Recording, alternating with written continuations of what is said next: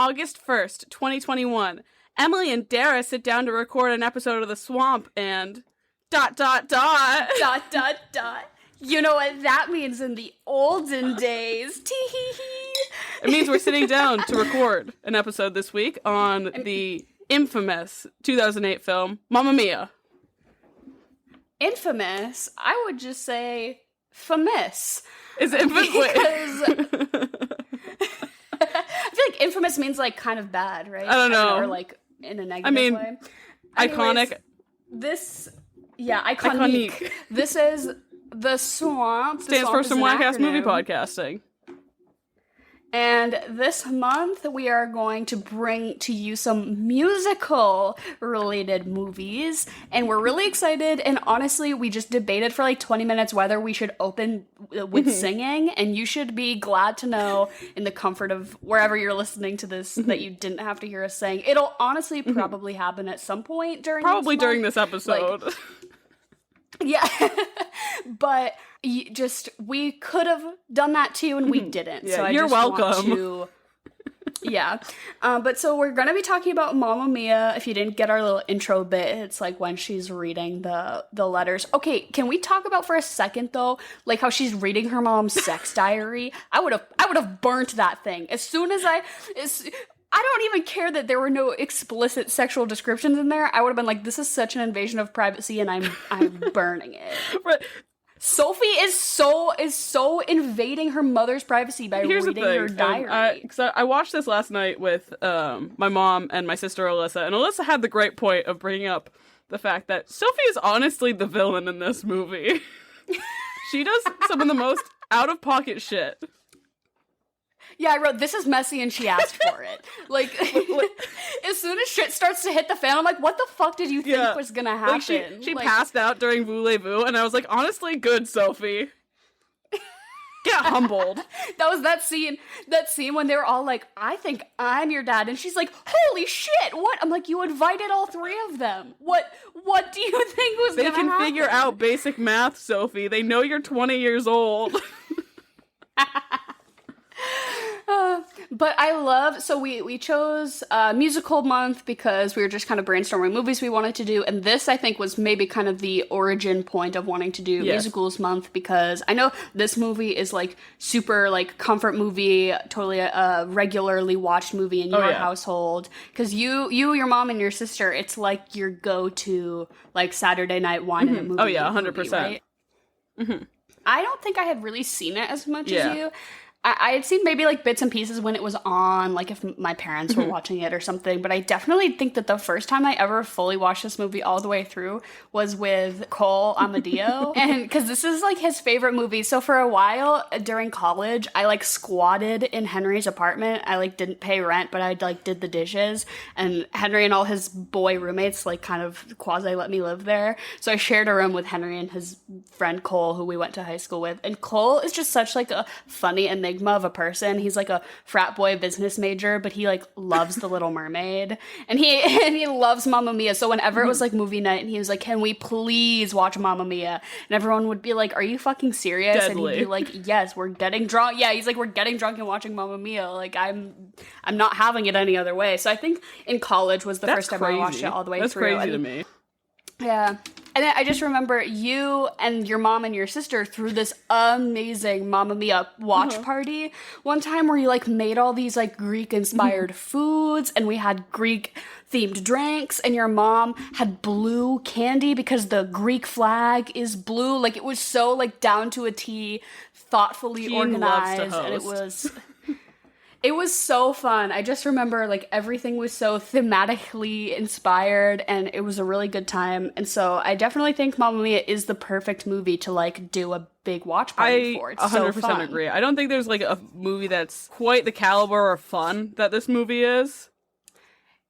Yeah, absolutely. You can't say something bad about it. Like, you have to admit that it's just fucking fun to watch. Like, even if you don't like it as a movie, you can't not smile, exactly. like, and, like, dance I could be during having some parts of it. the worst day of my life, and if I put Mamma Mia on, my mood would improve by, like, at least 50%. Yeah, I would like watch this like alone in my apartment at like noon, and it just like in my pajamas, it just didn't feel right. I'm like, I should be in a sundress, twirling around with 15 other ladies, and like sipping sangria and living my best life. Like, why the fuck is that not happening? Why am I just alone on my couch? This feels redundant. It didn't sit right with me. Because if you haven't seen Mamma Mia, I don't know what to tell you. Go watch Mamma Mia. But I feel like we should do a little recap for you. So pretty much the movie starts off with Sophie, who's played by Amanda Seyfried, sending out 3 invitations to these men she's never met to her wedding. And she sends the invitations because she's found her mom's diary and read it, and she's like, wow, there's a possibility that any of these 3 men are my father. And she's on this big... Yeah, she's like, I'm 20. She's like, I'm 20 and I don't know who my dad is. And I conveniently found my mom's diary from 20 years and 9 months ago, where during that summer, she happened to fuck 3 different guys. So who's my dad? Also, did that fucking diary have their addresses in it? It had their full name, social security, and address in it for her to fucking send them letters. Did they have internet? I'm pretty sure that, like... That was a thing in the movie that Donna was like, Sky's gonna put me online or whatever. So I'm like, she better have like the most up-to-date Yellow Pages. I don't know how she figured it out. Mind you, she takes a boat in the middle of the night to the mainland to send these. She's going like full I get James Bond type shit. It's very, like, To All the Boys I've Loved Before type beat. Like, let me send out these anonymous, mysterious letters and just fuck around and find out. To all my dads I've never met. Oh, my God. But so Sophie sends all these invites, and all the men are like, oh, yeah, actually, I will come. I haven't spoken to you. And she sends them as Donna, her mother. So they're like, okay, Donna, haven't talked to you in 20 years, but I'll come to your daughter's wedding. So they all show up at once, and the movie essentially takes place over the course of one day, which is insane. Because of how much that goes on, it's really? Wild. I feel like it's a week. It's fully one day. It's 24 hours, yes. Oh my goodness. Yeah, that's true. Meryl Streep wears those overalls the whole time. So and I wouldn't want it any other way. It's gotta be a day. It feels like fully a week and a half. I'm like, why are you showing up to this wedding a month in advance? But so essentially all of the men get there, and Sophie's trying to like hide them and be like, my mom can't know you're here, and they're like, well, that's kind of weird. And then Donna, who's played by Meryl Streep and Sophie's mother, she pretty much finds them and confronts them accidentally and is like, hey, you gotta go. And they're like, okay, we'll go. And they don't actually leave. They just get onto one of the one of the maybe dad's boats and like hang around. And they just hang out with Sophie for the afternoon. And they're like, wow, she's so cool. I wish she was my daughter. And then they're all like, wait, oh my God, maybe she's my daughter. And then so after they all have this miraculous realization, all within the span of 5 minutes of each other, they all confront Sophie, and Sophie starts to spiral. She's like, oh no! Now they all think they're my dad. Yeah, because at this point they all were like, oh, I just realized that I'm your dad, so like, can I walk you down the aisle tomorrow? And she says yes to all 3 of them, so she basically, but they're like, it's going to be a secret. For some reason, all 3 of them are like, it's going to be a big secret that I'm going to walk you down the aisle. And she's just kind of like, okay, sounds good, to all 3 of them. And then at the end, she's like, holy shit, I'm about to faint because of how stressed I am. And this is the point where I'm like, girl, you fully put this on yourself. Like, you fabricated this drama to a T. Sophie you asked for this. You can't say she didn't ask for it. So pretty much, like, that's where, like, day 1 ends. Is Sophie passes out. Sophie passes out at her, not a bridal shower, a bachelorette party. I'd fucking pass out because they did 97 musical numbers in the span of one day. I'd be fucking tired. So like starts up the next day. There's a little bit of shenanigans. One of the dads are like confronting Meryl Streep and like talking to her about like their emotions, or like one of them's like trying to give her money because he's like, well, I didn't support you and my child. And Sophie's having a little hissy fit because she's that bitch.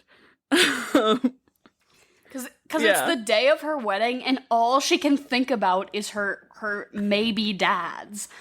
I'm like, the husband character, the fiance, is in the movie for like maybe a grand total of like 3 minutes of screen time.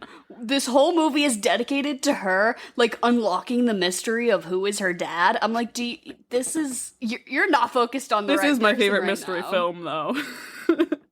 But it pretty much ends up being like Sophie gets to the chapel and all that, and Meryl Streep is like makes this whole big.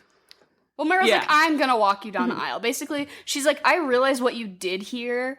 And it took her the whole movie to realize. She's like, oh, you invited these men because you think one of them's your dad. And I'm like, you didn't realize that the fucking minute they showed up? These 3 men that you fucked within a week of each other 20 years ago, you didn't maybe piece together that that's the reason why she invited them? Like, you're a fucking idiot, she doesn't Donna. realize, because when she's like, and she like stands up in the chapel, and she's like, and welcome to Sophie's dad. And then she looks at Sophie and she's like, I'm sorry I didn't tell you, but he's here. And she's like, I know, I invited them. And then Donna flips out. Right? And I'm just like, you didn't piece that together. You didn't. But like, so are you kidding Sophie me? eventually, she pretty much like, after they've all stepped up and been like, I would like to be a third of Sophie's dad. Sophie takes a step back and is like, you know what? I don't want to get married, actually. And her husband is thrilled. He's like, thank God. He's like, this is what I've been asking for all along. You can see the weight lift off of his shoulders. He starts floating. But, so Pierce Brosnan, who's like one of Sophie's maybe dads and the man that Donna loved, turns around and he's like, why waste a good wedding? Donna, I haven't seen you in 20 years and we've only talked for maybe an hour in the last 24 hours. Let's get married. And then Donna says yes. And she's like, fuck it. Might as well. She's like, fuck it.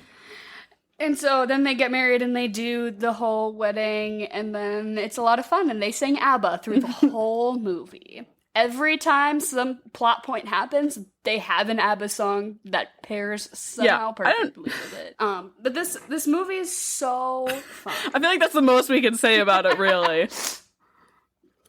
It's fun. So I was pretty shocked when I pulled it up to watch it that it has a 55% critic score on Rotten Tomatoes and a 66% audience score, which really had me surprised because I don't think I know anybody who dislikes this movie. You know, I think you can make some critical points about its, flaws maybe as a film, but I just can't imagine disliking this. How can you not like have a good time while watching Mamma Mia? Yeah, this is like one of those movies that like if you sit down and you dislike Mamma Mia, that's probably one of the biggest red flags about a person that I could think of. Yeah.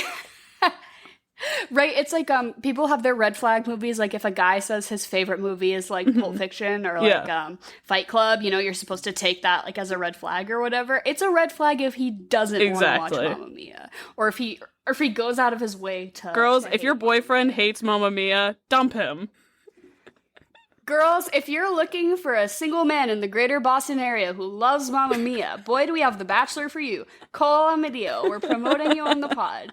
If anybody wants to hang out with Cole, I'm, without his permission, putting him on blast here. He loves Mamma Mia. He loves Disney. Heart of Gold, great guy, local guy. We should just promo all of our friends on the podcast. Yeah, promote all of our single friends on the pod by their favorite movies. So if you really love Mamma Mia, I do have the guy for you. He loves the second one as well. He saw it like the night it came out. It was always on in the apartment. He loves the second one. And so through and through. A true stan, through and through. But so, and the big thing though is that at the end of the movie, you never get answered who her dad is, and she's kind of like, I don't care. You can all be my fake dads.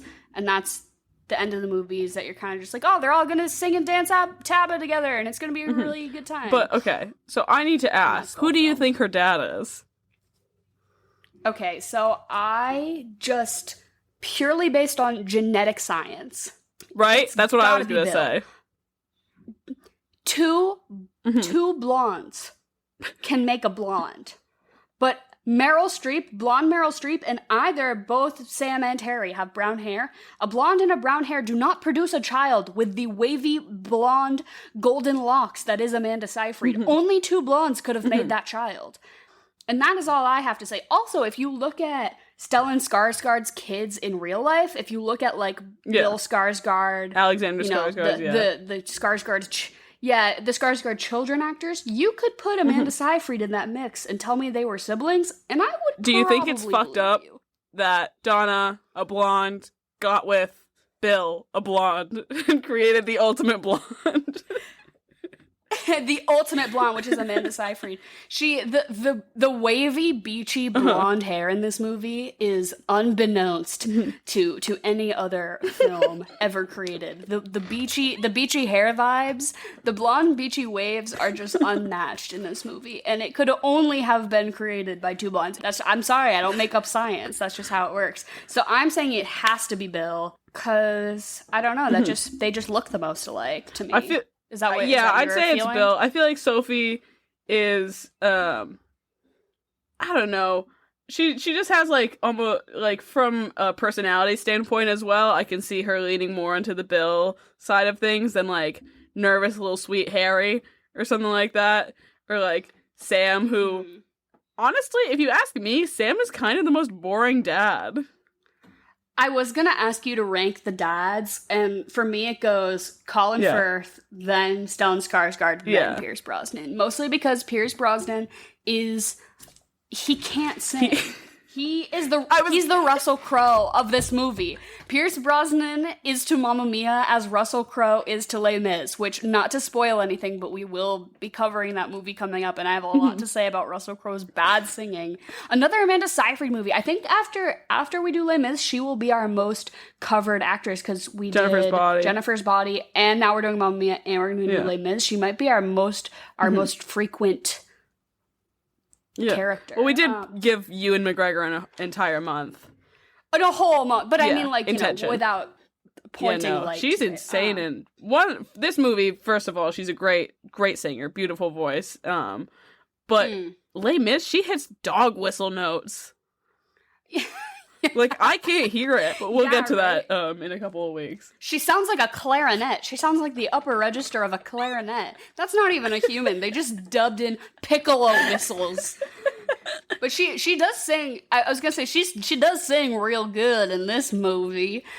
She's a really good singer, and I do think I do have a big issue with, like, movies that do singing where the people are bad at singing. Who they hire actors who can't really sing versus, like, actors. You know, there are singers who can act and actors who can sing, and I think it's important to find a good middle ground, balance mix. I totally agree. But I think she's great. I think they picked a really good. Some ABBA moments aren't super difficult to. If you're not an amazing singer, you could probably still pull off a bit of ABBA, because you just got it paired with, like, a nice funky synth backbeat. So. But yeah, Pierce Brosnan's singing is distracting. It's tough for me because one of my favorite ABBA songs is SOS, and every time it comes on, it's just like I got shot in my chest because he massacred it. It was so funny. I was watching because I have the DVD, the set of Mamma Mia. Of course, exactly. You do. So we found the DVD last night and we put it on. And then after that, I watched, there's the entire director's commentary over the whole movie, which, if you have the DVD, I would highly, highly recommend watching this, because it's super interesting. It talks a lot about just, the production and how it was made and X, Y, and Z and everything that was going on the sets while it was being produced. The director was talking over it, and she was like, yeah, like, Pierce has this, like, really great, like, aged middle-aged, like, rocker voice kind of thing, X, Y, like, da-da-da-da. And I'm like, dude, girl, you can just say he's bad.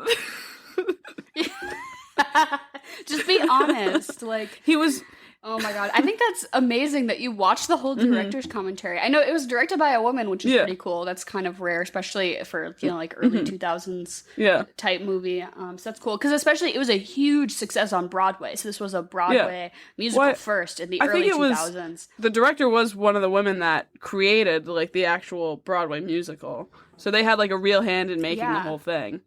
Along with Benny and Bjorn, who were actually from ABBA, who literally had a hand in like producing the entire musical aspect of it, and they've even made they both made cameos in the movie too, which was really fun. Yeah, I know that they helped a lot, like in the studio when the actors were like Meryl Streep throughout the entire movie sang live on the sets each time. Part of what makes like this movie a cut above the rest, in terms of movie musicals, I think, honestly. Because you can really hear it, because, like, a lot of what they did was they mixed, like, some of her live stuff with, like, the stuff that she did in the studio and everything like that. And so it really sounds like you're almost, like, there. It's not like Chicago or something like that, where it's all perfect and all the notes are perfect and everything like that. Like, you think of the, how they start off Super Trooper, in the film, and they're not harmonized. Yes. Like, they're all a little, like, off or whatever. But that's what makes it so good, and that's, like, realistic. Like, these girls haven't sang together in 20 years. Of course, they're not going to be in perfect harmony, and then it goes into, like, the actual studio version. I love Donna and... Dynamos? What are they called? Donna and the Dynamos. What a fucking girl group for the ages, Donna and the Dynamos. Y'all bitches could never. Fifth Harmony could never. What are the girl groups Little nowadays? I don't even know. Little Mix wishes they were Donna and the Dynamos. Because they've got it. Especially, I am obsessed. I think the best the best scene in this whole movie. Oh my god! Credits. Yes, the credits of this movie, they blew the entire budget. They're like, oh, we have $6 million, so 5.95 million of that is going. This movie obviously had a budget bigger than $6 million. I'm just using. It had I have the budget here actually. I think it was $52 million. Oh, wow. Yeah, $52 million budget. God. Worldwide it grossed $602 million. Holy shit. Yeah, so as it should. $52 million, $50 million of that was put towards the end credit scene with those fucking awesome, like, dragged out 70s costumes, and, like, the production level was crazy. I'm like, the rest of the time they're like, we're gonna all get trashed. We're all gonna get fucking drunk as hell on the beaches of Greece, and we're just gonna fuck around and sing ABBA. And they're like, but this end credit scene is where we have to pull through. I love you. Everyone was so trashed. I loved it. Yeah, well, because they had like these local people catering while they were in Greece, and so like I guess they just went and catered it like how they would cater anything, which was with a lot of ouzo. And so like I think that's what made this movie so great too, and so fun and so loose, is because these people were tipsy the entire time they were filming.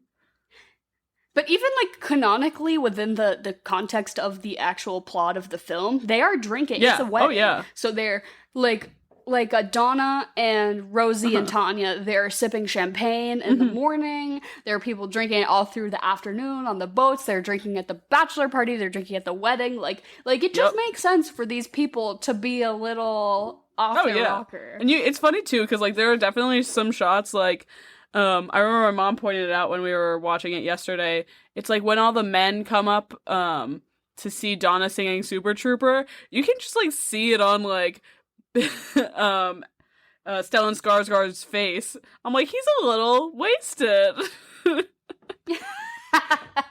Yeah, that scene especially. So, like, after Super Troopers, when it's the bachelorette party or whatever, the big party, and, like, the moment where she's kind of confronting all the dads about if they're confronting her, I guess. You can, especially Colin Firth, he's supposed to be drunk in that scene, but I'm like, he's a great actor, but that's gotta be real. Like, that's gotta have some element of realness to it. He's like, Sophie, I just think I'm your dad. I loved, what is it, during that, Bill is, like, standing on the table, another one of her dads, and she's, like, dancing with him or whatever, and he just looks at her, and he's like, how old are ya? She goes, I'm 20! And he goes, oh! Yeah, right.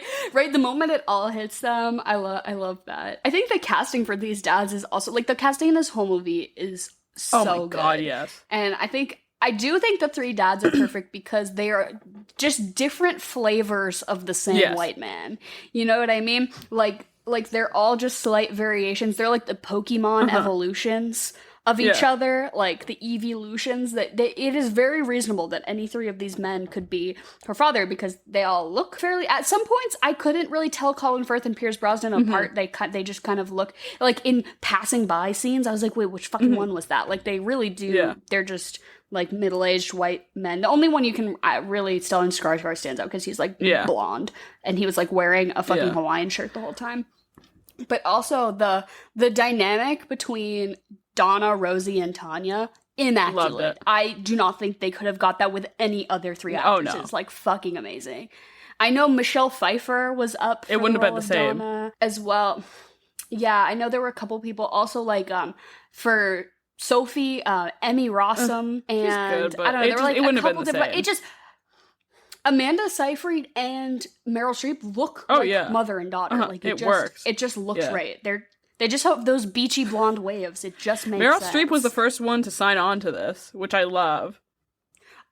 I believe that, and they used her as a huge selling point. I think it was Pierce Brosnan or maybe Colin Firth, honestly, one of them, that they didn't tell them jack shit about this movie. They just said, we're going to Greece, we're filming in Greece, Meryl Streep is going to be there. And he was like, I don't give a shit, sign me on. There. Like fully cast me as whatever you want, I don't care, I'm there. And then once he got there, he, read the script and figured out the the plot of the film. So they totally used Meryl Streep as a huge selling point for other actors to get onto this because they're like, oh, we're gonna fuck around on the beach in Greece and Meryl's gonna be there. Like, how can I say no? I like that you brought up that all of Sophie's potential dads are the same flavor of white men, which because you had texted me beforehand and you said, hey, figure out what three dads you would pick.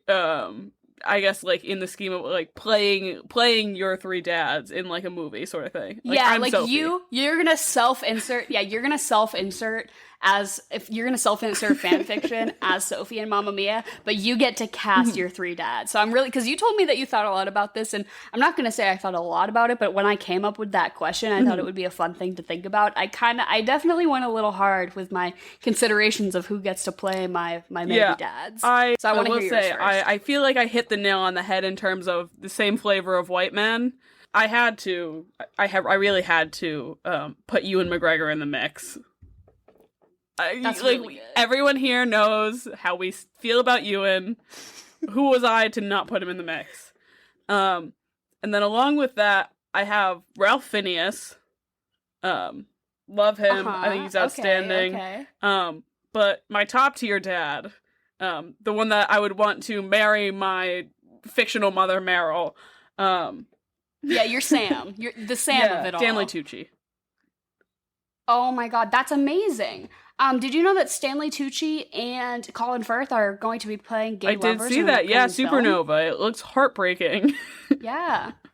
Yeah, right. That's crazy because I was actually reading, because I know Colin Firth has this like, not reputation, but he's definitely played like gay characters quite a number of times. He did that movie A Single Man, which was also crushing. Yeah. And honestly, I think just like a handful of times he's been a gay character. So he's been asked a lot by reporters and stuff how he feels about heterosexual actors playing gay characters. And he's kind of said like he doesn't know how to feel about it. He's like, I'm just trying to do my job, but also like I see both sides. He's like, I see where people are coming from with the argument that you should give gay roles to gay actors, but also it's just like just the name of the game, But so yeah, both him and Stanley Tucci have been interviewed about that subject in their new movie, which I didn't really know about until I was starting to read. Yeah, Stanley Tucci as your dad. I did think about just being a dick and throwing Russell Crowe in. Right, another man who can't sing to sing ABBA at my wedding. My wild card would have been, though, for some reason I was like, you know who I want? Not quite as my dad, but Tilda Swinton. I want Tilda Swinton in the mix. I was gonna pick Tilda Swinton. It was Tilda Swinton, Willem Dafoe, or Helen Mirren, just in like male drag and drag king drag to be my dad. And I was considering that. That's crazy. So my first thought though was that I want the ABBA remake, but I want it to be claymation and I want it to be directed by Wes Anderson. And so then I want my three. So we're all like, I don't know, like claymation sea creatures or something. And, and I want my three dads to be voiced by Owen Wilson, Bill Murray, and like, I don't know, like Ed Norton or like Adrian Brody. I just, the Wes Anderson regulars. I think that'd be really funny. But in my live action casting, my three dads, these were literally just off the bat, like first three that came to my head were Willem Dafoe. Which I texted you. I'm like, are we both going to pick Willem Dafoe? And you're like, no. And I was like, I shouldn't pick him because I don't want to be like sexually attracted to my movie dad. But I'm sticking by it. Willem Dafoe, Jim Carrey, and Harrison Ford. Wow. And those are my three movie dads. And they're all like, I think they all bring something different to the table. And I think it could be convincing that any of them could be my biological father. We're all just like, I don't know, they're all just like middle-aged white guys. Who would you have in the same role? Would it be Willem Dafoe? Willem Dafoe would marry Meryl Streep in the end, I think. But I would want Jim Carrey to play like the Stellan Skarsgård character. Like he's the one everyone suspects is my real dad. Because we both have kind of like stretchy face structures. Speaking of like pre-generated questions, I also texted you and I told you that I'm expecting you right now to pick your favorite musical number from this film. And I would like a court level argument level as to why it is the best. I defend it to your grave. I want to know what your favorite, because everyone, like, even you can respect that they're all very good and it has its ups and downs, but you have to have a favorite. It's really hard because I was going to ask you, I was like, what's your favorite song? But favorite song is very different than favorite musical number. Yes. And I think, and this is tough because I want to say, Does Your Mother Know? I think it's great. I think it's spectacular. But I think that'd be my second choice. My first choice, my number one slot is Money, Money, Money. It's such a powerhouse right off the bat. Like, obviously you have, like, Sophie's little intro, and then you have, like, I don't know what the song that she sings before that is. But Money, Money, Money is, like, the first big show-stopping, song and scene from this entire movie. You get to meet like the little Greek chorus pretty much that pops up throughout the film, which I think is outstanding. Yes. They're like a whole like character in itself. Like they bring a lot to the film. And you get to see Meryl Streep, Julie Walters, and oh god, what's her name? I'm blanking. Christine Baranski, like on a yacht, just having the time of their lives. It is gorgeous. It is over the top. It's brilliant. I think the song is great too. I think the way that they transitioned from them being on the island, and like Meryl fixing up the whole estate that she has to run into like this gorgeous big like yacht, which by the way, the yacht was like Benny's from ABBA. They used his yacht for it. That's so I just cool. think it was such a fun dynamic, and it was such a fun way that they flip-flopped. I don't know, I just thought it was brilliant. The one critique I would have for it is that there wasn't quite like a lot of dancing, which I think a good dance sequence is always necessary, and that's why I was kind of a toss-up between that and Does Your Mother Know, because that one's really funny and it has like a great dance sequence, but I think Money, Money, Money is just show-stopping.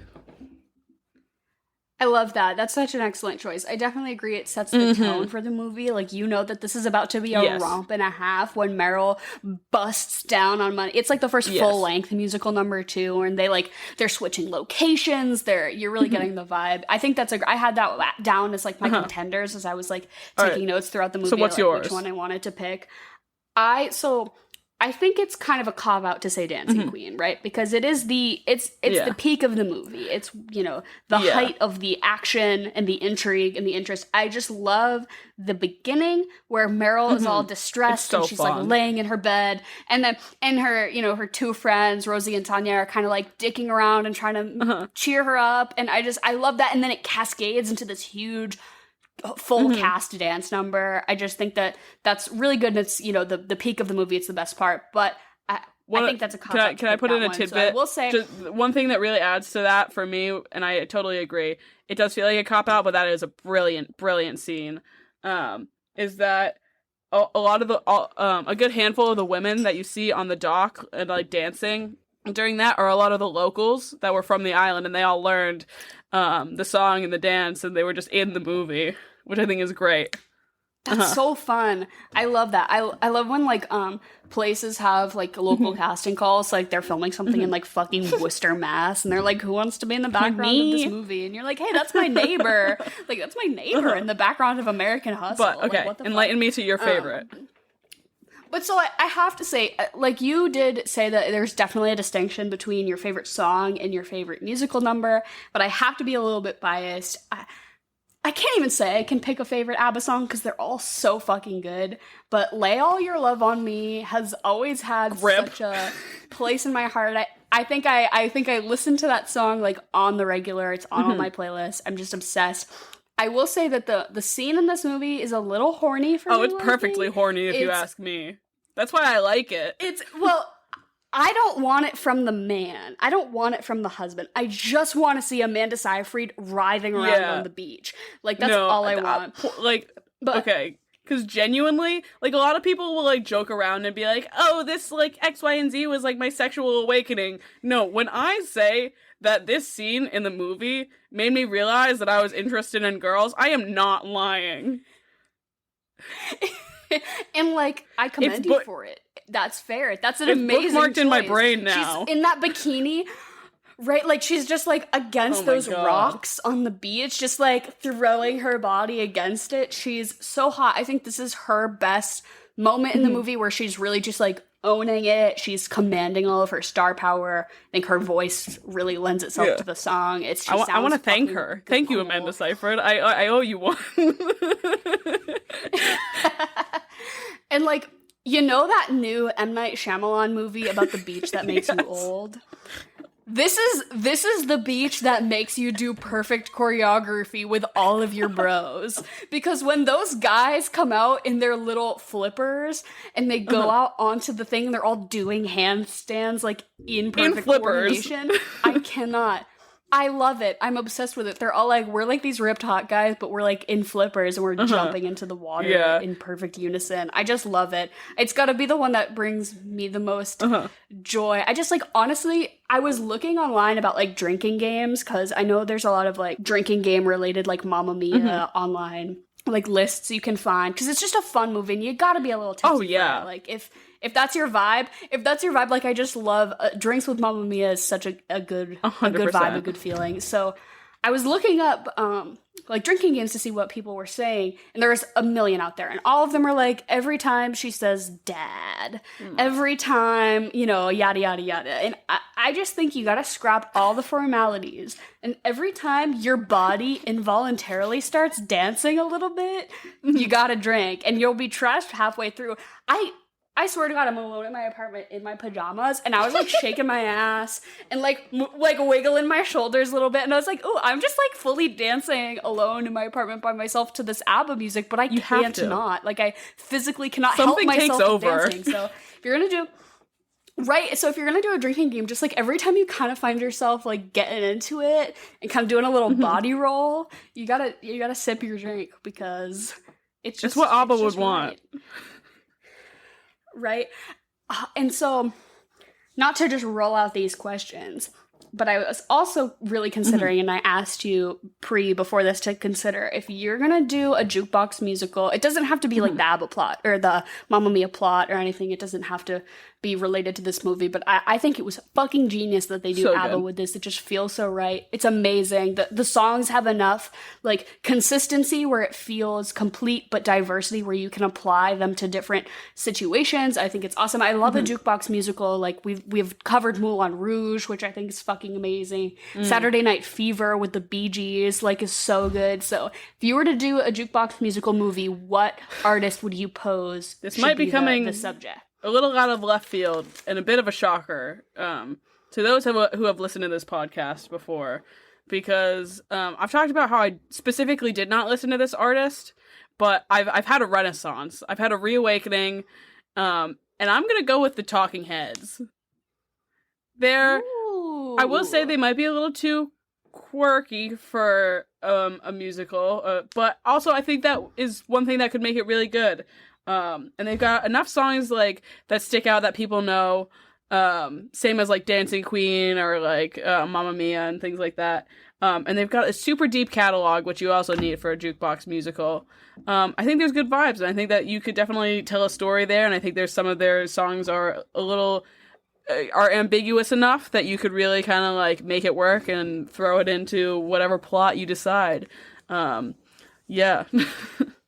I think that's a really great choice. I think in the same way that I just said, like, ABBA has those, like, consistency throughout, like, theme, but that's, like, diversity enough that you could apply different songs to different, like, moods and emotions. Yeah. I really see that for them, that you could, like, kind of pick and choose to, like, fit the mood of whatever story you're trying to tell. That's a really good one. I had 5 written down because I was just, like, thinking about different artists. So, like, the first one off the top, Lady Gaga, I just think to do like all her greatest hits in a jukebox musical would be like the campiest, most fun, amazing. She'd be starring in it too. I don't even like. She'd have to star in her own jukebox musical. Right, I just want like a 2-hour long music video of Gaga's greatest hits. Like, I don't even care. And then from there, I kind of went towards Cupcake, just because I'm a personal stan. But I just think, like, I don't know how as you'd be able to sell tickets. Kind of a comedy. Yeah, right. As like a comedy, like maybe like a gritty A24 comedy type. Like, I don't really know where I'm going with this, but maybe it's just because what I listen in my head. No, I like it. I like that for you. I'd watch. And then I've also always said that every time a movie, like a musical biopic gets made, or any sort of thing like this gets made, I just ask myself, why has there not been a Fleetwood Mac movie? True. It's so messy. It'd be perfect. Right? They'd all just be doing coke the whole time. I think Fleetwood... right, I just, like, it's what I want, it's what I need. So I do think Fleetwood Mac soundtrack to a full movie, just soundtracking the whole movie to Fleetwood Mac, would just be fucking. And then I kind of shifted to yacht rock, which I don't really know why my brain went there, but like fucking Hall & Oates. Do a Hall & Oates movie. Like, I don't know, it feels right. And then I felt like myself, biopic, if I'm doing a biopic to my life and what I'm like crying, singing in my car to myself, it's gotta be Billy Joel. So yeah, that's a really good one. So like that was my progression of thought from Lady Gaga to Billy Joel, and so those are all the ones I came up with for what I would want a jukebox musical about. But I will say ABBA, fucking amazing. Like, every song is a banger. There are no misses. This movie has no misses. One thing I will say that I learned this watch and with watching the director's commentary, I didn't know that ABBA popped off because they were in, like, the Eurovision contest. Like, that's how they won it with the song Waterloo, and that's how they got famous. One thing I will say about this movie is I love the diversity of these, not actual diversity, but like, because it's not at all diverse, I'll say that, how distinct of personalities each one of these characters have. Like, everyone is so quirky in like their own very specific way that, like, me and Alyssa, when we were watching last night, we started like assigning, we were like, you could give people like these as like almost like like your zodiac signs, you know what I mean? I literally have written down, don't tell me your zodiac sign, tell me which of the Donna and the whatever Dynamos. Donna and the donuts. The donuts. Donna and the donuts. Donna and the Dynamos. Don't tell me your zodiac sign. Tell me which of Donna and the Dynamos you most relate to, because Rosie. that's gonna It's tell Rosie me way for more. me. Okay, I love, so Jen's here. We're going to do chocolate and vanilla in a short moment. But I just love you and your twin sister, Emily, along with your very close friend, Juliet. The three of you, like, kind of embody Donna, Rosie, and Tanya. And the three of you, I just think, like, for a Halloween costume, just in life, like, that Super Troopers moment. Here's the fun thing is that that's what we were planning on doing for this year for our Halloween costume. I was talking to Jean last night, and she was like, dude, I'll make you the costumes, just tell me when. And I was like... They're stunning. They're stunning. Especially, like, there's the ones at the end, which are, like, the high-budget 70s moment, but, like, that's one thing. But the ones they wear, like, the, you know, the pared down ones they do actually in the movie during Super Troopers, I just think would be the most phenomenal Halloween costume of all times. You have to do it, because the three of you are totally... Donna, Rosie, and Tanya. Like, it just fits. I'd say probably what my sense. favorite scene is Take a Chance on Me, because I think I've talked about this on the podcast already, but because me and Alyssa are such crazy Mamma Mia people, a long time ago, like 5+ years ago at this point, we made a pact that whoever gets married first... And if any of you guys listening steals this and does this, and I see it on my timeline, I am coming for you. This is my thing. But we made a pact that whoever gets married first, the other twin has to perform "Take a Chance on Me" at whoever's wedding it is. Yeah, like fully produced. Like, I will, like, if Alyssa gets married, I'm getting together with the best man, and we are choreographing this months in advance. We are practicing once a week at the very least. It's gonna be a whole thing. But I would say that is probably one of my favorite scenes, just because it's so fun, and just because I have that little tidbit of knowledge in the back of my head whenever I do it. I'm like trying to memorize the moves while I watch them.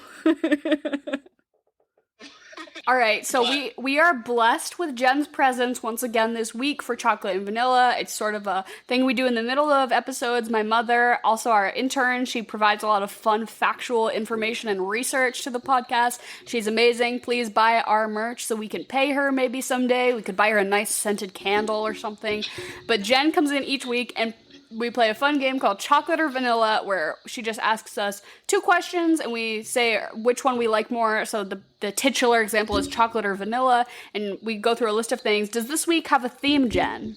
It does. So, my apologies. So, I did a theme of double letters, like Mamma Mia. So, I thought it was going to be hard, but then I just got rolling, and I have, like, way too many. So, but... You can. I love a good game. No, I like a thick game. I usually talk way too much. You're like, snakes are sharks. And I'm like, wait, I need to give a soliloquy about how sharks are demonized by the media. So I'll try to keep it short this week. We can just pound through them. I'll try to not have too strong of opinions. But I'm ready for this double letter chocolate or vanilla. You used the word soliloquy. I also like that you slipped in the word titular, because I think you do that every single week. It's my favorite, the titular role. We have to start keeping a count. It's like X amount of days since the word titular. Oh my god, it's right. I like owe royalties to Beanie at this point. Okay, hit us with it, Jen. All right, you ready? Chocolate or vanilla? Chocolate. Vanilla. Chocolate. Dunkin' Donuts or Krispy Kreme? Oh my god, Jen is dipping into my personal life right now. I'm not going to get into it, but this is really personal for me. I've never been to a Krispy Kreme, though, so I guess I gotta go with Dunkin's. Yeah, I'm a Dunk stan through and through. Yeah, Dunks for me. Donnie Darko or Willy Wonka? Oh, that's so hard. I love both of those. I gotta go with Willy Wonka, though. Yeah, unfortunately, Donnie Darko is one of those ones that's been on my list for ages and I still haven't seen, so I'm gonna have to say Willy Wonka. Okay, well, when I force you to do Jake Gyllenhaal month, we're gonna watch Donnie Darko, so don't you worry. Okay, thank God. I will take Willy Wonka also, because I have not seen Donnie Darko either. Okay, well then I switch my answer to Donnie Darko. We can't have Willy sweep. Donnie's amazing, so I'll switch back to Donnie Darko. Okay, ready? Sansa Stark or Joe Jonas? Joe Jonas. Yeah, are we talking specifically the character Sansa Stark? Because I would say Sophie Turner if it was a Sophie Turner thing, but I'm going to have to say Joe Jonas if it's Sansa versus Joe. I am going with Sansa. Pepperoni pizza or tater tots? Oh, tater tots. For sure. Pepperoni pizza. I don't love tater tots that much. I wish I did. They just don't do it for me. I will go pepperoni pizza also. Ella Enchanted or Pitch Perfect? Oh my god, fuck this question. Of course it's Ella Enchanted. The musical scene in Ella Enchanted when her and all the giants sing Don't Go Breaking My Heart can fucking sweep any musical moment in Pitch Perfect, and I stand by that. She took the words right out of my mouth. I'm saying Ella Enchanted.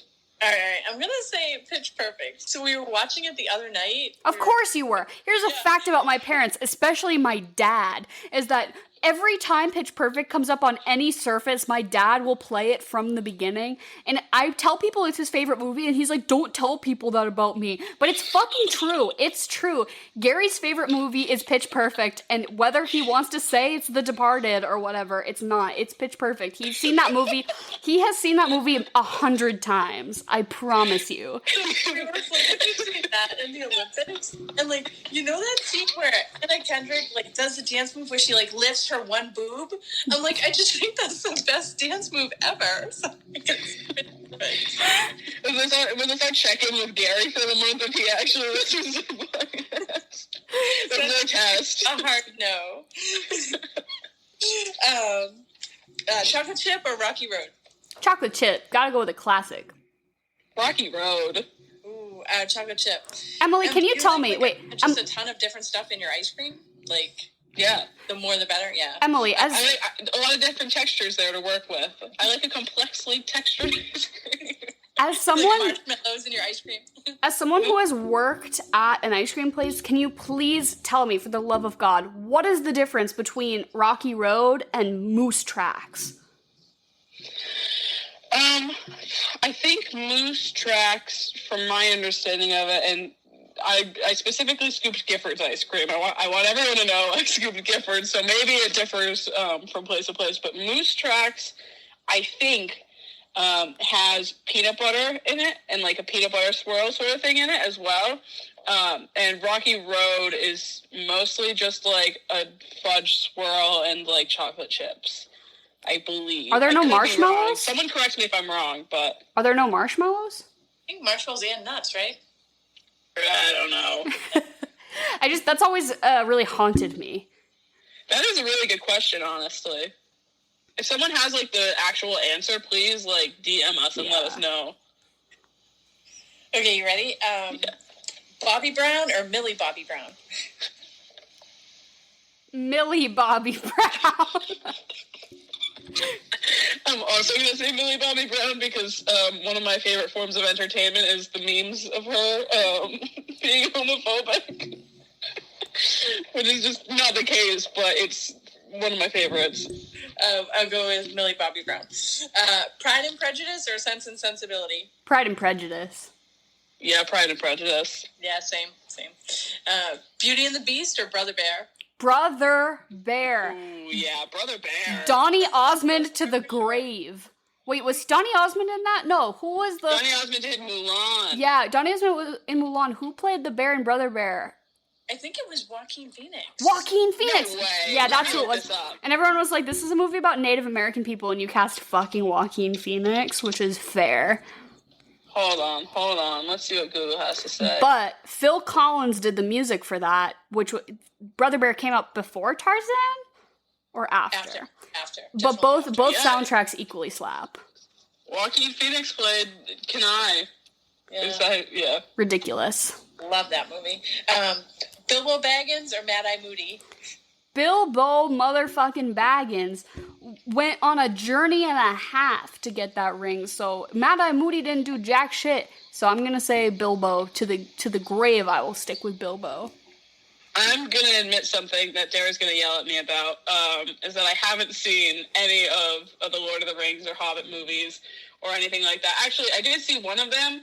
I saw the very last one, because Dara, you actually brought me to the theater. I think it was like the last Hobbit movie that came out, and I did fall asleep in the theater for it. We went to go see it at midnight. That's why we all fell asleep. Yes. I think so. I think that's about right. But even though I haven't seen them, I know that I mean, Mad Eye Moody did not leave much of an impression on me. And for future me, who is maybe gonna watch these movies, I'll say Bilbo Baggins. I'll take a chance. I'm gonna go Bilbo Baggins too. Polly Pocket or Lincoln Logs? Polly motherfucking Pocket, because you know what? I used to chew on those little rubber clothes, those little rubber skirts, and they just were so satisfying to just stick in between your molars and grind away on, and it's why I have a teeth grinding problem to this day, is because I chewed on some Polly Pocket clothes as a 4-year-old. Polly Pocket was fabulous, and her clothes were an amazing texture, so I gotta go with her. I'm so glad that everyone our age had that universal experience, because I did the exact same thing. So for that reason, I'm also gonna say Polly Pocket. I would say Polly Pocket too. Remember those teeny tiny little shoes? Mm-hmm. Uh-huh. Those are everywhere over the house. Paw Patrol or Peppa Pig? Peppa Pig, because ACAB. I'm also going to say Peppa Pig, because one of my favorite things is that so many young American children watch Peppa Pig that they've actually started to develop, like, British accents and use, like, British words instead of American ones. Like, instead of saying, like, oh, like, we're going on vacation, they'll call it holiday. And so, like, a lot of American parents are starting to be like, what is going on? So just for her outstanding cultural influence, I have to go with Peppa Pig. That's really cool. I am going to pick Paw Patrol because I babysit for someone who loves Paw Patrol, and it's just so cute. She gets so excited about it. Fantastic Four or Fast and Furious? Fantastic Four, but specifically the original ones with, like, Jessica Alba. Like, I don't fuck with that new shit, that remake shit. Oh, the OG. I love that Chris Evans was Johnny Flame or whatever, and then they just, like, decided to forget that happened and cast him in the Marvel Universe as Captain America. They're like, we're just gonna forget that Fantastic Four ever happened. We're just gonna move on, recast him. But yeah, Fantastic Four, I think we had those on DVD, and I definitely watched those until they, like, didn't work anymore, so. Yeah, I also really enjoyed Fantastic Four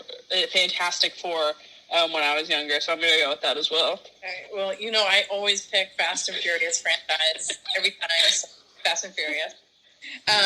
Minnie Mouse or Wonder Woman? Minnie Mouse. Yeah, Minnie Mouse.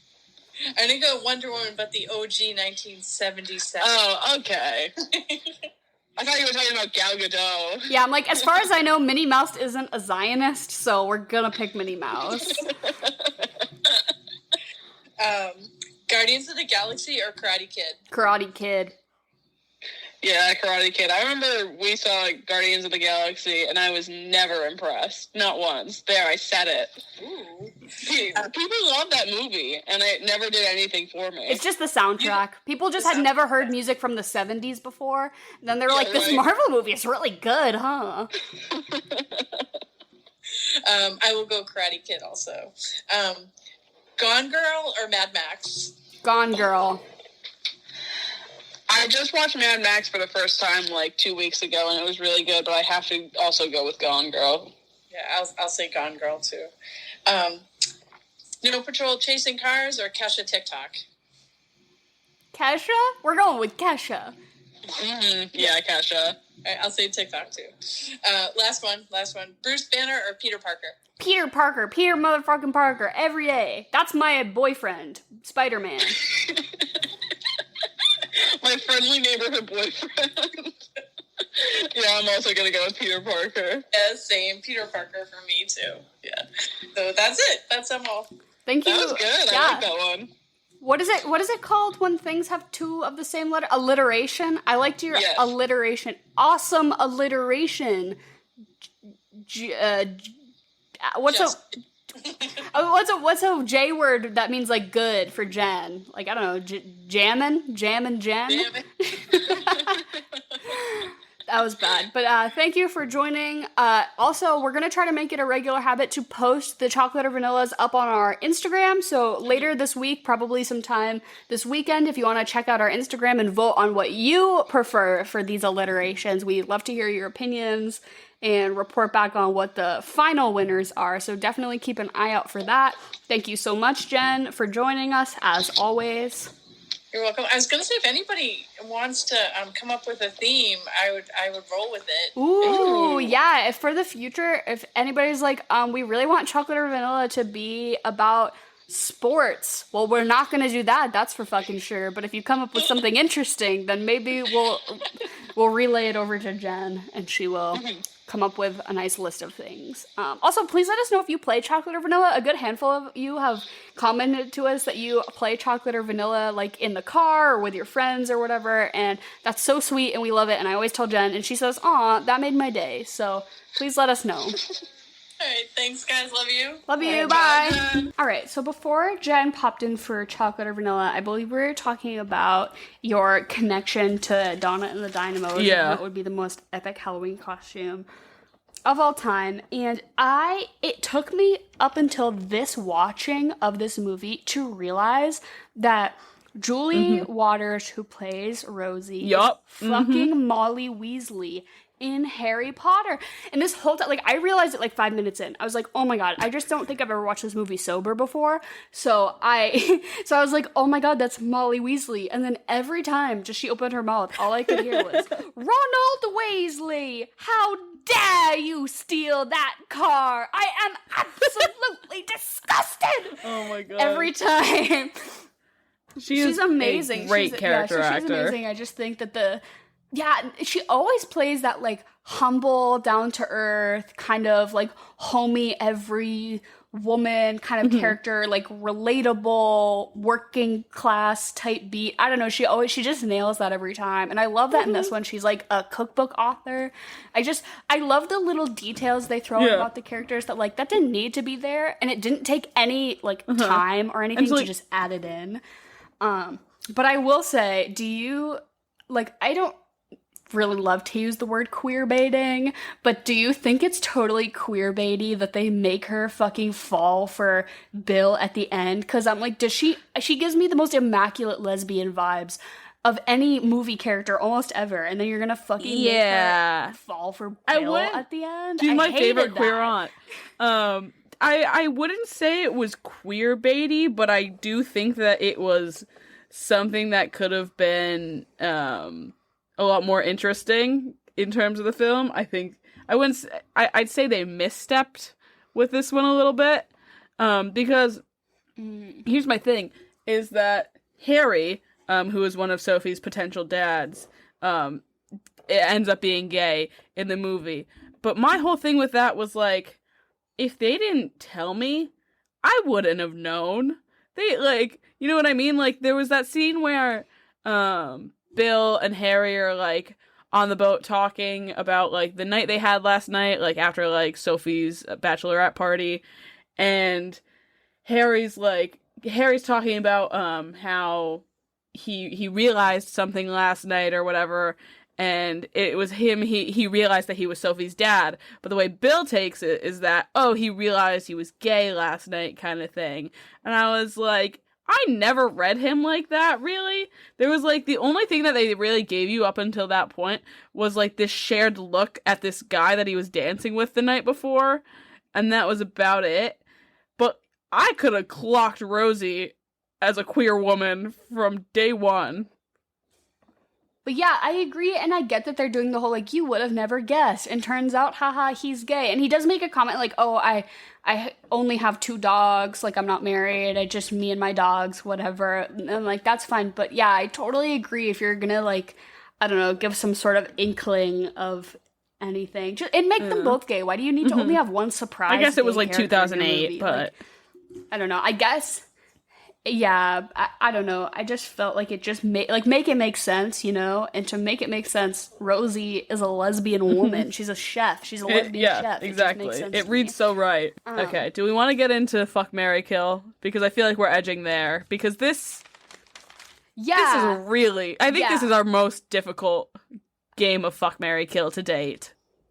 Exactly. Yeah, everyone in this movie is so hot and so good at dancing, which really shows off their physical prowess. I think we gotta start by doing Dawn and the Dynamos. That's an easy 3, and then we gotta do the dad. Can we That's start with the another guys? easy 3. Because So I let's don't start want with to the kill ladies. any of those women. Okay. Yeah, right. Okay, let's start with the guys because I think it's easy. Yeah, that we're I'm both gonna kill kill Pierce because he but does you can nothing go for first. me. And then I guess I would fuck Bill. I'd rather marry Bill, but I think the agreement that I can come to with Harry is that we're married. Yeah, exactly. A nice beer situation. Not that we need to. No, I think the same thing though. It's 2008 at this time, honestly. And Yeah. if I can be a sound beard for Colin Exactly. Firth, I would Yeah, and give and up if I my can marital have my life girlfriend for on the him. side Yeah, or I agree. whoever I'm with on the side, then fine. If he's not ready to come out and if he has something that he needs me to be his beard for, I'd be yeah, I could do that. But I do exactly, but Yeah. ideally and he I says would he's got dogs, marry so Bill. Bill's got a boat. But I I'm not completely doing agree anything with you. Pierce I want to marry Brosnan, Bill 'cause and I'm he's got not a killing boat, Harry. I guess. So Yeah, it's a tough one. I guess I'll also fuck Bill because if we're fucking, Yeah. at least we can be on. At least I can spend some time on the boat. If you can have a it's not Donna forever, situation but where it's you just mess around for a couple of bit days of and time. fuck around on the boat, and then fuck on the boat. Yeah, right. Yeah. He Exactly. can take me Yeah. tubing. He can take me water skiing. That's the vibe. And then I guess I'm also going to beard marry Colin Firth, and then I'll Especially- kill Pierce Brosnan because I'm not fucking marrying Pierce Brosnan. Even more difficult is Donna and the Dynamos. I don't think Rosie, I can do Tanya, it. Donna, I really who don't I'm think I fucking marrying can and killing. choose. Can I just not kill one of them? Can I just we're just not connected? I can't kill. I'm going to tentatively I love you, Meryl Streep, but I'm sorry, your backup girls are just more intriguing to me. Tanya can get it. I'm gonna fuck Tanya. I'm gonna marry Rosie. She is a chef, and that is my type. And I That guess I'm is just really gonna kill bold of Donna. you. I'm sorry. Okay, It's just gonna. here's have to my happen. thought. Is that if no, because I was gonna say if I was to marry Tanya, she'd probably leave me after a year or two because she's on husband number 3 or something like that. I couldn't entertain her long term. That's why she's my fling. Easy. And she's got to be bussing down in the sheets because she got with that freshly 18-year-old bartender, that 20-year-old bartender, and he was all about it. So she am at a she would rock crossroads his here. world. I love Rosie, but I am Rosie. I feel like Rosie at my core. I think I would have to, and I don't want to say, I think I'd have to kill Rosie. I'd be crying the whole time. This is some deep self-reflection you're doing right now. This is therapy level introspective thinking that we're requiring of you right now. Am I gonna have to start paying everyone a copay?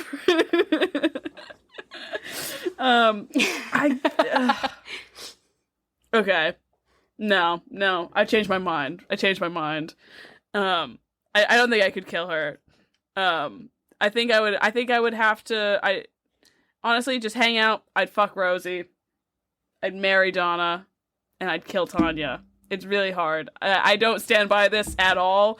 This is just kind of what I've come down to. Yeah. But honestly, you could just roulette wheel the 3 of them, and any position it lands on is probably fine. It's have you ever seen Killing of a Sacred Deer? When Colin Farrell has to kill one of his kids and he just closes his eyes and shoots kind of thing. Same idea. Sorry if I just ruined that movie for anyone, but I couldn't kill Rosie. Yeah, it would be like looking in a mirror, you know? Like, are we very much alike? Yes, but also I vibe with myself, so I couldn't kill At least her. you don't wear that many problem patterns, though, you know? The costume department of this movie really said, let's do problem patterns, and let's have everyone do problem patterns. She was wearing like a floral button down, which is just... She should have been gay if she was wearing a floral button down. Don't. But then they tacked her on with some camo pants. Come on, why did you have to do my girl that dirty? Right, it was like a paisley vest with, like gingham pants. Like the whole movie, I was like, what? Not a single one of these patterns works, and 3 of them at once.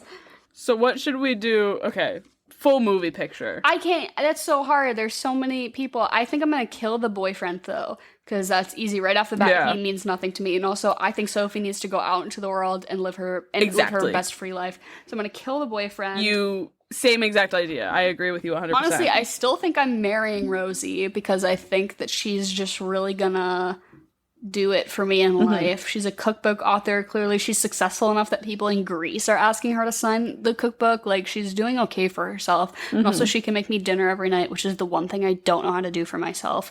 So, I'm still gonna marry Rosie, and then who do I want to fuck in this movie? Probably Amanda Seyfried, TBH. Yeah. So I I have a pretty close to the same lineup as you.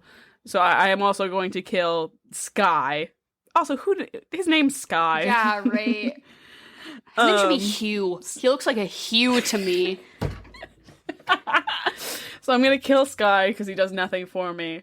And then I'm also gonna fuck Sophie for obvious reasons. On the beach. It's gotta be on the beach. I want sand to be present. I want it to be coarse. Yeah. I want to have my like full circle moment. So I'm gonna fuck Sophie, but then I'm gonna take a page out of her book, and I'm gonna get really messy, and I'm gonna make things really complicated, and I'm still gonna marry Donna. I love that. Yeah, right? Give Sophie a taste of her own medicine. Be like, oh, you want to stir the pot? I'll fucking stir the pot, bitch. I made the stew. Yeah, I'm your stepmom now. How does that feel? Like, I banged you, and now I'm banging your mom every night. It sounds like a bad porn. I wouldn't be able to do it, though, without what I drank for this movie, and what would be my recommendation for you to drink during this movie. And I'll preface this by saying it is not for everyone. I don't think it's for you. I think we talked about this beforehand. But I went really thematically, and I made an ouzo-based drink. And if you don't know what ouzo is, it is a Greek liquor. Super popular.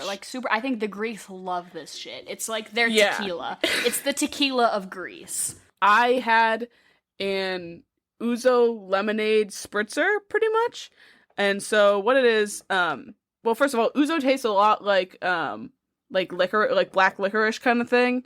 I don't know what the actual term for that flavor is, but to me it's just black licorice. You know what I mean? Yeah. So if you don't like that, if you don't like Jaeger or something like that, because Jaeger's the only other thing that I can think that tastes like black licorice, probably not the drink for you. Or fennel. To me, fennel is, fennel. is very like black licoricey. I'm personally have an aversion to it. It is not for me. And you served this at your Mamma Mia themed party, and I remember I had a drink and I was like, I cannot force myself to drink this. Yeah, you probably just pounded the margaritas that I made instead. Which that would be my other option. If you don't, that'd be my you can pivot if you don't like ouzo, have a margarita. I think it's perfect. But I'd say the ouzo lemonade, it's pretty much like 2 ounces of ouzo and then 1.5 ounces of lemon juice. You muddle like a couple of mint leaves and then you put honey in it, and then you just top it off with seltzer, and I think it's delicious. Some people may hate it, but if you want to try it, I would highly recommend. I think it's great. If you're trying to like kind of like not really down a drink, but also like have an easy to drink drink for this movie, which I think you need to have, I think it would be solid. Dara, what did you drink, and what would your recommendation be? So I totally agree with you. Margaritas was right at the top of my list. Like, this is just like a fun beachy movie, so like anything you'd really want on the beach, definitely like a blended ice drink, you know, like a slushy, like a marg for sure. Like tequila and Mamma Mia, you can't really go wrong. And it rhymes, so it just feels right. But to me, I think the thing to drink is definitely like a heavy-handed sangria. So this movie really makes me want to like get fruity with it, you know, and like chop up, like slice up some strawberries and like maybe some raspberries, whatever, mix it in a nice sparkling wine, some vodka, some schnapps, whatever, like the sangria of your choice. I personally have been recently really into making my own simple syrups. So I made a blueberry simple syrup. I just did 2 cups sugar, 1 cup water until it's boiling, add the blueberries, then you stir them, then you strain them, super easy. And it made like 2 full jars full of this nice blueberry syrup that I use like just a ½ ounce of in every drink, and it really just like brings forward the flavor. I've made a ginger simple syrup, mint simple syrup. It's way easier, it's way cheaper than the shit they sell to you at the store, and it's better because it doesn't have all the like preservative weird shit in it. So just sugar, water, and whatever you want the flavor to be. I totally recommend. And then you just add it to like sparkling wine or seltzer water and, you know, wine, hard liquor, vodka, rum, whatever. Honestly, sangria is just up to you, but I think that sangria is the vibe of this movie.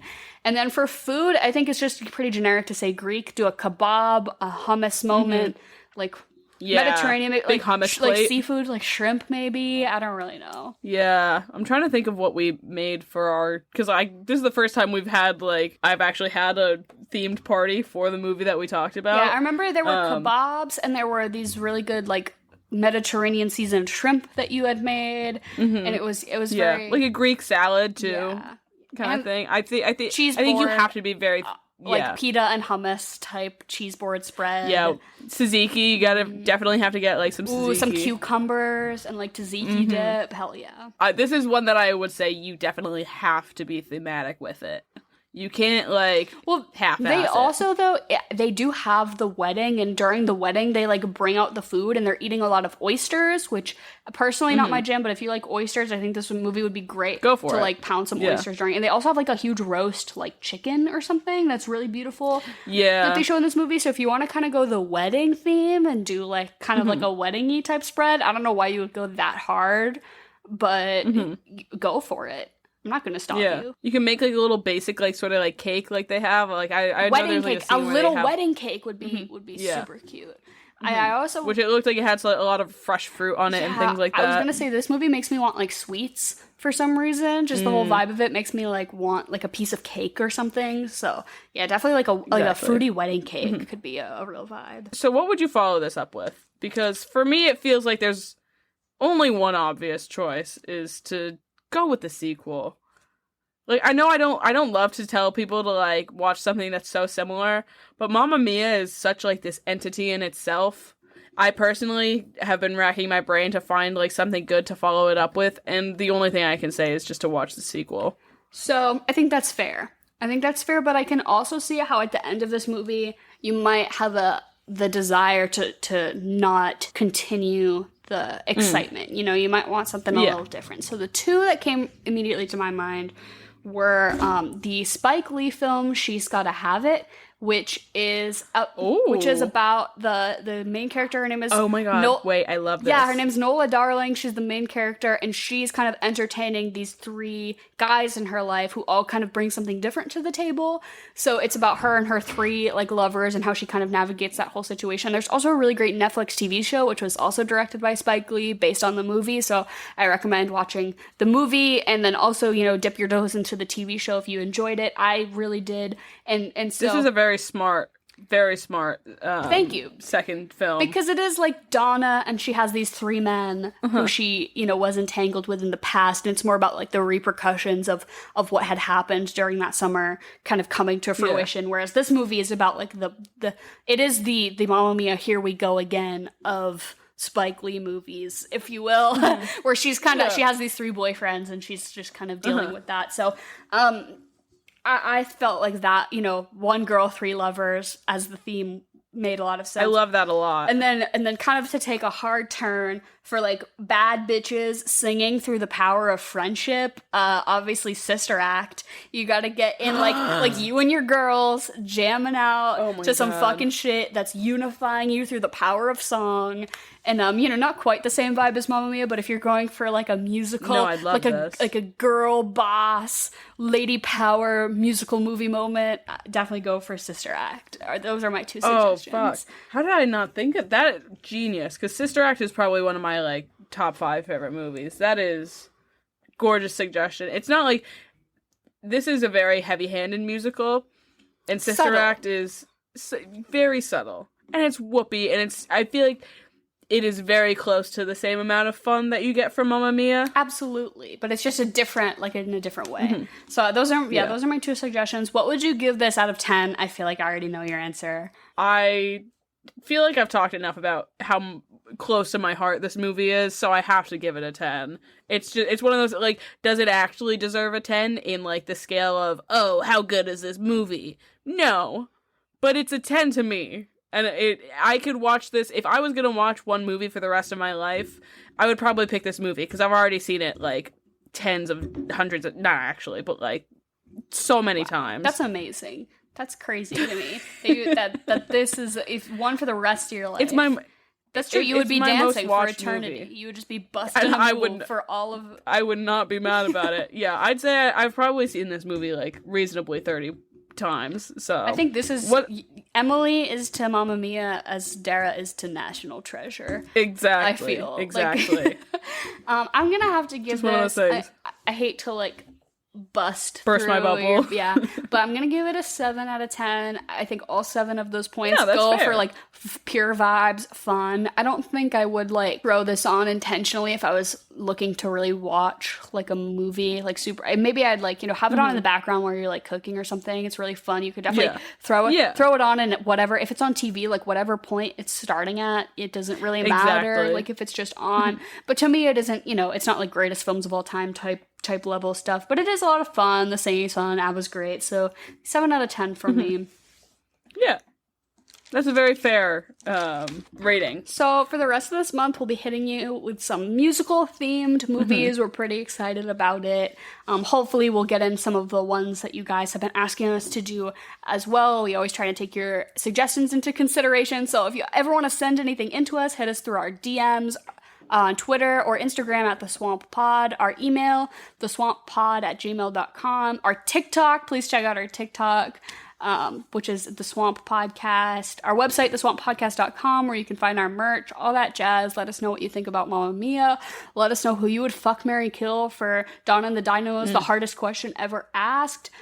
Genuinely our most difficult one yet. Oh, I did want to say, though, last week during Silence of the Lambs, I said that Jodie Foster and Kristen Stewart should be cast as mother-daughter in a movie, thinking it was the most brilliant casting thought I had ever had, and like 87 people came into our DMs, and they're like, Panic Room already exists, including my own mother, immediately. Immediately texted me, and she was like, Dara, like, you made a big social blunder here. Like, that movie already exists. So, little corrections corner, I guess. I'm sorry, I'm uncultured and have never seen Panic Room. Wait. So speaking of our Silence of the Lambs episode, we have a drawing this week. Yeah, that's so true. So we did a giveaway. What was Clarice's zodiac sign? Was the question. We asked you guys what Clarice's zodiac sign was. There is a correct answer. You can find like through information based on the books and stuff about what it is. I do believe she is a Virgo, from what we've learned. Yeah, but we didn't really care about the truth. We cared more about your reasoning, which some of you gave us some deep dive shit into what you thought Clarice's zodiac sign was, which I was honestly obsessed with. So let me just take a look through the ones I have written down. All right, Emily, pick a number between 1 and 15. 1 and 15. I'll let Google pick. All right, let's generate. 12. Number 12. Who's 12 on your list? All right. Gaddis Emily. Gattissemily. All right, So You've won. Emily Gaddis, I think, is probably your name. We'll be hitting you up through Instagram. Thank you for your answer. Emily, we will be in your DMs. We'll send you some free merch to anybody else who's listening. We, later this month, will have another musical-related giveaway question, so always keep your eye out on our social media and just, keep your ears open. And we'll ask you a question. You can send it in. We give out free merch each month. We are way over time now, so thank you so much for listening. You're welcome that we didn't sing this episode, and have a great rest of your day.